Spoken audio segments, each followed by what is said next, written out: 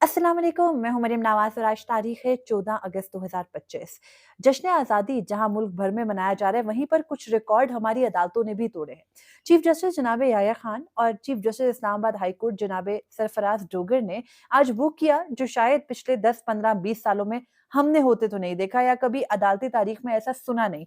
उन्होंने जो किया उससे मुतालिक तो हम बात करेंगे, लेकिन साथ ही ये भी बात करेंगे कि पेशावर हाई कोर्ट के 2 जजेस ने इस निज़ाम को इस वक़्त तक शिकस्त दी है और वो 2 जज साहिबान किस तरह से इस मुकदमे को आगे बढ़ाएँगे वो तो फैसला बाद में होगा।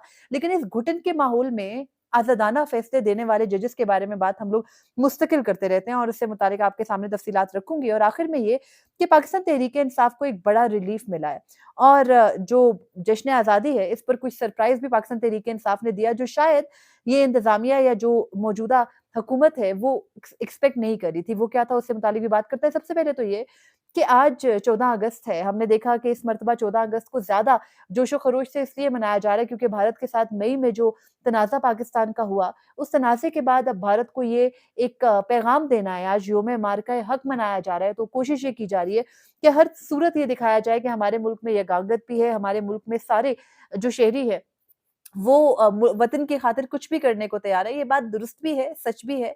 मगर ज़्यादातर मसले ये हैं कि आपने इस्लामाबाद के अंदर तकरीबात की, आज भी हुई, गुज़िश्ता रात भी हुई, मुख्तलिफ शहरों में की, बड़े शहरों में की। लेकिन आम शहरी की आज़ादी, उस शहरी की शख्सी आज़ादी, उस शहरी की फ़िक्री आज़ादी, उस शहरी को अपने रहन-सहन, ज़िंदगी गुज़ारने में आज़ादी किस हद तक है?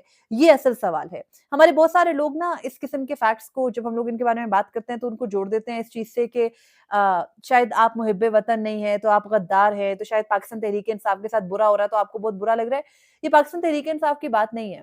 पीटीआई वाले शायद फिर भी कहीं न कहीं अपनी एक सियासी जद्दोजहद करके उनको ये तो ज़हन में है ना कि वो सियासी जद्दोजहद कर रहे हैं। एक आम शहरी इस मुल्क के अंदर वो किस चीज़ की सज़ा भुगत रहा है, उसे पता नहीं है। मसाइल क्या हैं? मसला ये है कि गुज़िश्ता रात मतलब एक छोटी-सी मिसाल आपको दूँ, इस्लामाबाद में एक तकरीब थी। इस्लामाबाद में तकरीब थी इस्लामाबाद में स्पोर्ट्स कॉम्प्लेक्स है, वहाँ पे जिन्ना स्टेडियम है उसके अंदर 50,000 शहरियों के आने की इजाज़त थी। वहाँ पर जो है वो एयर शो भी था जिसमें फ्लाई पास्ट वगैरह का मुज़ाहिरा किया गया। फिर वहाँ पर वज़ीर-ए-आज़म भी थे, आर्मी चीफ भी थे, सर्विसेज़ चीफ्स थे, सब थे। लेकिन उसकी एक छोटी-सी मिसाल ये थी कि गुज़िश्ता शाम से बल्कि दोपहर से इस्लामाबाद में ट्रैफ़िक बंद, इस्लामाबाद में सिग्नल्स बंद, इस्लामाबाद में हर गुज़रगाह के ऊपर घंटों-घंटों का रश। वो इस्लामाबाद का शहर जो एक प्लानिंग से बना हुआ है और वहाँ पर कभी वो बंद नहीं होता। वहाँ पर रहने वाले शहरियों के लिए चंद घंटे इतने अज़ाब बना दिए, इस हद तक जो है वो उनको मुश्किल कर दिया कि फिर उसके बाद कौन ये सोचे कि अच्छा हम जश्न आज़ादी मनाने जा रहे हैं। मतलब मैं कल घर जा रही थी, तो एक गाड़ी जो है वो सामने आ गई और उस गाड़ी के ऊपर झंडा था और ट्रैफिक वार्डन्स जो थे वो सिविल भी खड़े थे जो ट्रैफिक पुलिस के हैं और अफ़वाज से भी कुछ अफ़राद हर ट्रैफिक वार्डन के साथ एक-एक फ़र्द जो है वो खड़ा था फ़ोर्सेस से। तो अब वो पाक फ़ौज का जवान और वो जो ट्रैफिक वार्डन है और मिलिट्री पुलिस के वहाँ पे खड़े एहलकार हैं, वो लोगों को गुज़रने तक नहीं दे रहे एक सीधे रोड से। एक सीधी सड़क है उसके बीच में आपने एक कदगन लगा रखी है। तो मेरे कहने का मतलब ये है कि इतनी ज़हमत बना दी गई एक ऐसे दिन को जिसमें अवाम को आज़ादाना तरीके से सेलिब्रेट करना चाहिए था। हर साल 14 अगस्त बहुत ज़्यादा जो है वो जोशो-खरोश से ही मनाया जाता है। लेकिन इस दफ़ा क्योंकि हमने भारत को पैगाम देना था तो हमने अरबों रुपए खर्चे और उन अरबों रुपयों को खर्च के हमने शहरियों को ज़हमत भी दी लेकिन हमने एक शो जो है वो बहुत अच्छा जो है प्रेज़ेंट किया। लेकिन इसके साथ ही एक चीज़ ये भी हुई कि पाकिस्तान तहरीक-ए-इंसाफ के एमएनए हैं शेर अरबाब अली, उन्होंने अपने ट्विटर के ऊपर एक पैगाम में लिखा कि गुज़िश्ता रोज़ जब वो पार्लियामेंट लॉजेस से निकले, तो उनको ऐसे ही जिन ट्रैफिक वार्डन्स का और जो मैंने आपको बताया ना कि एक पाक फ़ौज के एहलकार और एक मिलिट्री पुलिस के एहलकार, वो जगह-जगह हर गली के बाहर खड़े थे। रेड ज़ोन से मुल्हिका इस्लामाबाद से जो लोग वाकिफ़ हैं उनको पता है 0 पॉइंट तक बहुत रश लगा था और वहाँ तक किसी को पर भी नहीं मारने दिया जा रहा था। हर गली के कॉर्नर पे एक-एक शख्स जो है एक-एक वर्दी में एहलकार खड़ा था और लोगों को मूव नहीं करने दिया जा रहा था क्योंकि बहुत सख्त हाई सिक्योरिटी थी। तो उस सारी सूरत-ए-हाल के दौरान शेर अरबाब अली ये कहते हैं कि वो जब पार्लियामेंट लॉजेस से निकले तो उनको एक जगह रोक लिया गया और जहाँ उनको रोका गया उसके सामने उन्होंने देखा कि पाक फ़ौज की गाड़ियाँ जो है वो पूरा कॉन्वॉय जो है उनका वहाँ से गुज़रा। अब वो कहते हैं कि मैंने जब पुलिस वाले से जो ट्रैफिक वार्डन था उससे पूछा, उससे सवाल किया उससे ये तकाज़ा किया कि भई ये क्या हो रहा है? मैं एक एमएनए हूँ, मुझे आपने रोक दिया और इस तरह से गाड़ियाँ चली जा रही हैं। तो पुलिस वाले ने हौसला देने के लिए कहा कि आप तो एक एमएनए हैं, वज़ीर-ए-दिफ़ा जो इन तमाम अफ़वाज के जो है वो सरबराह हैं। जिनके मातहत तमाम अफवाज के services chiefs including the army chief, including air chief, naval chief, services chief सारे आते हैं, सॉरी जॉइंट चीफ्स, ये सारे चीफ जिस एक शख्स के मातहत आते हैं आईन पाकिस्तान के मुताबिक, उसका नाम वजीर दिफा होता है। तो उस वजीर दिफा को भी इसी प्रोटोकॉल में रोका गया है, ख्वाजा मोहम्मद आसिफ साहब को। तो अब मुल्क के हालात जो है वो ये बनाए गए, इस बात में कोई शक नहीं है कि भारत को जवाब भी दिया था मुंह तोड़। अब भी आगे भी अगर कोई जंगी खदशा है तो उसमें भी दिया जाएगा और उसमें कौम भी साथ खड़ी होगी। इस बात पर जब मुल्की सलामती पर हमला आए तो उसमें कोई दो राय नहीं है। मगर बहरहाल गुज़िश्ता रोज़ की जो ज़हमत आज तक के दिन की हमें पेश आई वो मैंने आपको बताई। सिग्नल्स बंद थे, हालात जो है वो अजीबो-गरीब थे, समझ कुछ नहीं आ रही थी, लेकिन क्योंकि जश्न आज़ादी था तो वो जोशो-खरोश से मनाया गया। लेकिन पीटीआई ने क्या किया? पीटीआई ने इमरान खान ने कॉल दी 14 अगस्त को अगली जो है वो एहतजाजी तहरीक का अगला मरहला होगा। 14 अगस्त को पीटीआई ने क्या किया? पीटीआई ने 14 अगस्त को हर शहर में रैली निकाली। रावलपिंडी के बारे में ये कहा जा रहा है कि रावलपिंडी में जो रैली निकली मरी रोड पर, उसमें कोई रुकावट, कोई कदगन नहीं थी। हाँ, झंडे ज़रूर गिरफ्तार हुए पाकिस्तान तहरीक-ए-इंसाफ के, डंडे भी बरसाने की कोशिश ज़रूर की है। लोगों से जो है वो पीटीआई की टोपियाँ, इमरान खान की तस्वीर वाली शर्ट्स और जो मुख्तलिफ पीटीआई से मुंसलिक जो है ना वो जो भी चीज़ लोगों ने ज़ेबतन की हुई थी या लेकर घूम रहे थे, वो ज़रूर गिरफ्तार हुई हैं, लेकिन लोगों को निकलने दिया गया। और इसके अलावा हमने देखा पंजाब के मुख्तलिफ इलाकों में भी रैलियाँ निकाली गई। लेकिन हमारे मुल्क में हालात इस वक़्त ये हैं कि खैबर पख्तूनख्वा में बाजोड़ है, खैबर पख्तूनख्वा में मुख्तलिफ हमारे जो मुख्तलिफ रीजन्स हैं, बनू वग़ैरह है, उसके अलावा अ बाजोड़ में तो चले ऑपरेशन फुल ऑन शुरू किया हुआ है। तो वहाँ पे के हालात ये हैं कि एक तरफ घर में मासूम बच्चे गुज़िश्ता रोज़ मार्टर गोला आकर घर में लगता है और बच्चे जो है वो शहीद हो जाते हैं और उनकी जो तस्वीर सामने आई, वो देखने के शायद उनको देखने के लिए बहुत ज़्यादा हौसला चाहिए, आप ब्लैक एंड व्हाइट के अलावा उनको देख नहीं सकते।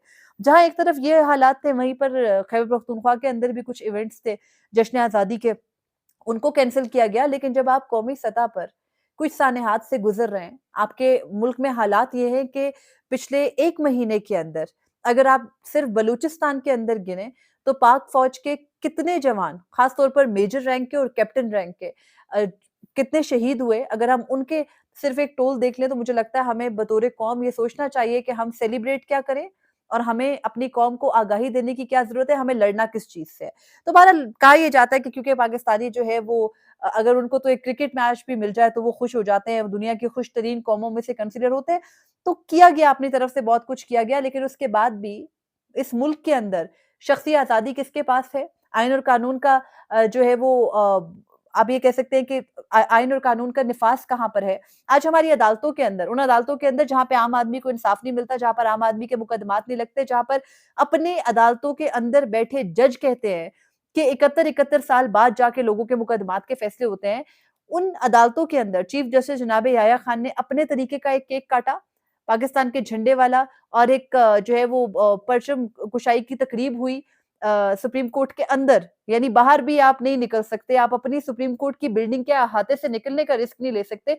सेरेमोनियल हॉल है सुप्रीम कोर्ट का, उसके अंदर तकरीब हुई, वहाँ पर छोटे-छोटे बच्चे जो है वो मौजूद थे और सुप्रीम कोर्ट के 23 जजेस में से 23 और जो एक एडिशनल जज हैं जो एडिशनल तो नहीं, खैर आर्ज़ी जज हैं, जस्टिस मियां गुल हसन औरंगज़ेब, वो तकरीब में शरीक थे। जस्टिस शफ़ी सिद्दीकी और जस्टिस मलिक शहज़ाद और जस्टिस अमीनुद्दीन खान और चीफ जस्टिस जनाब याह्या खान, ये 5 जज जो है वो तकरीब में शरीक थे और सुप्रीम कोर्ट में ये तकरीब हो गई।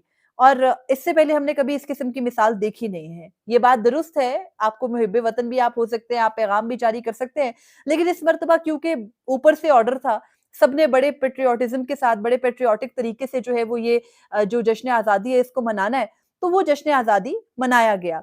फिर यही ऑर्डर क्योंकि इस्लामाबाद हाई कोर्ट के चीफ जस्टिस जनाब सरफराज डोगर को भी था, तो उन्होंने भी वहाँ पर तकरीब की और उस तकरीब के अंदर उनके साथ भी उनके सिर्फ 2 जज साहिबान शरीक हुए।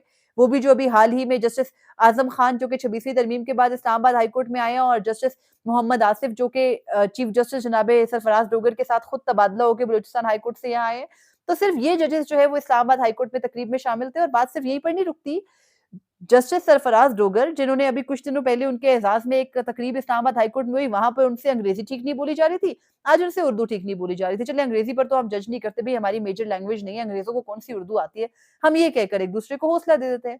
लेकिन एक जज है, उसने डेली प्रोसीडिंग भी अंग्रेजी में चलानी है, उसने फैसले भी अंग्रेजी में लिखने जो है वो लिखने हैं, अनाउंस करने हैं, सब कुछ करना, अंग्रेज़ी का मीडियम है हमारी अदालतों के अंदर, ख़ास तौर पर आला अदालतों के अंदर। वहाँ पे जज साहब की अंग्रेज़ी चले मान लिया कि ठीक है, नहीं आती होती हर एक को अंग्रेज़ी, ये कोई फ़ख्र की बात थोड़ी है अंग्रेज़ी आती है। आज उनको उर्दू भी नहीं आ रही थी। उनसे वो कह रहे थे कि हम जो है वो लोहे की लोहा लोहा पिघलाई दीवार जो है वो दुश्मन के सामने हम बने, वही पा भारत के साथ एक हमले की बात हो रही है। तो ये इस किस्म की तकारीर जो है वो सामने आई और उन अदालतों से ख़ास तौर पर इस्लामाबाद हाई कोर्ट और सुप्रीम कोर्ट, जिनमें इंसाफ तो किसी शख्स को नहीं मिलता, लेकिन वहाँ पर इस किस्म की तकरीर करके एक ऑर्डर जो है, जो मैंने आपको बताया ना कि एक पूरा ऑर्डर था जनाबे जो वज़ीर दिफ़ा हैं ख्वाजा मोहम्मद आसिफ, वो कॉनवॉय के गुज़रते हुए प्रोटोकॉल में इंतज़ार कर रहे हैं, किस कॉनवॉय के, जिसके सरबराह एक्चुअली वो खुद हैं। और दूसरी जानिब अदालतों के अंदर इंसाफ के बजाय अब इस किस्म की परचम कुशाई की तकरीबात और सियासी बयानात आ रहे हैं। मैं इनको सियासी बयानात इसलिए कहूँगी क्योंकि इन्हीं अदालतों के अंदर हर किस्म के शख्स के मुकदमात आएँगे, चाहे वो दहशतगर्द है, चाहे उसके ऊपर दहशतगर्दी का इल्ज़ाम है, कत्ल का इल्ज़ाम है, ज़िना का इल्ज़ाम है। इन जज साहिबान को इस किस्म की एक्टिविटीज़ में इससे पहले हमने इंडल्ज होते नहीं देखा। इनके लिए सख्त प्रोटोकॉल्स किसी वजह से होते हैं।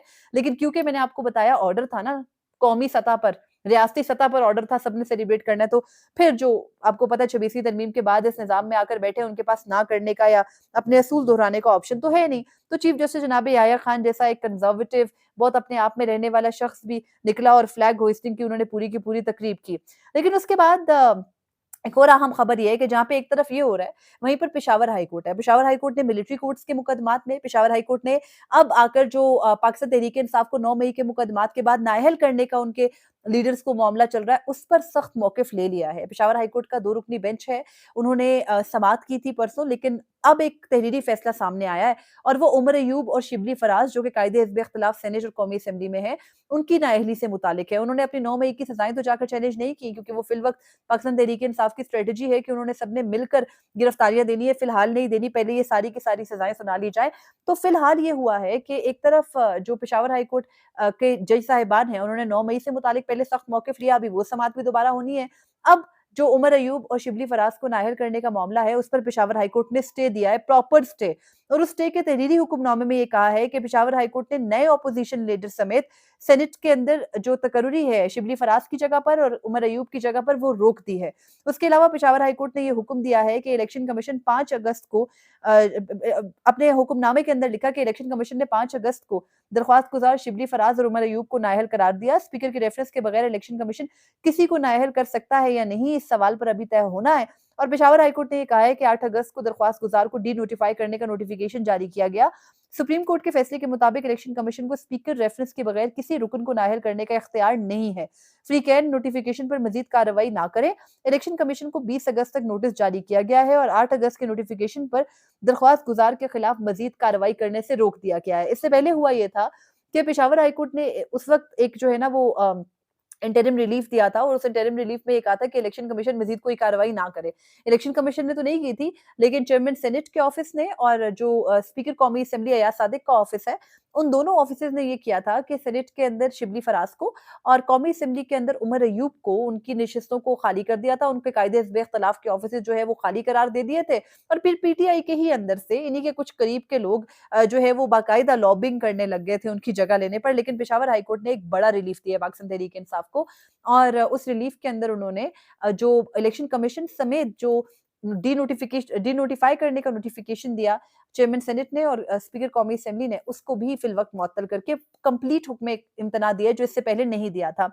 इस किस्म के घुटन के माहौल में जहाँ हम आज़ादियों की बात करते हैं, वहाँ पर अगर कोई भी शख्स इतने सख्त किस्म के हालात के अंदर भी जो है वो इस किस्म के ऑर्डर देगा, तो हम उससे मुतालिक बात ज़रूर करेंगे। ये पेशावर हाई कोर्ट के तीसरे नंबर पर सीनियर जज है जस्टिस अरशद अली, जो इस बेंच को हेड कर रहे हैं और उनके साथ एक और जो जज है वो जज साहिबा हैं ग़ालिबन, वो इस बेंच के अंदर शामिल हैं, फ़रा जमशेद उनका नाम है। तो इन दोनों जज साहिबान ने पहले इंटरिम रिलीफ दिया और अब मुकम्मल जो है वो हुक्म इम्तना दे दिया है। मुकदमे की समाअत अगले हफ्ते जो है वो मुतवक्के है, तब तक कम से कम कोई मज़ीद एक्टिविटी नहीं हो सकेगी और हुक्म इम्तना का मतलब ये है कि अगर उमर अयूब और शिबली फराज की जगह कोई नहीं आएगा, तो दैट मीन्स कि वो कहीं न कहीं उनकी जो सीट्स हैं वो इस वक़्त जो है वो उनकी हद तक ऑर्डर रिवोक हुआ है और वो अपने ओहदे पर बहाल तो तसव्वुर नहीं होंगे, लेकिन उनकी जगह किसी और के ना आने का मतलब है कि फिलहाल वो कंसिडर हो सकते हैं अपनी पार्टी की हद तक या असेंबली या सेनेट की हद तक कायदे हिज़्ब इख्तिलाफ, लेकिन बहरहाल क्योंकि 9 मई के मुकदमात में उनके खिलाफ फैसला आ चुका है,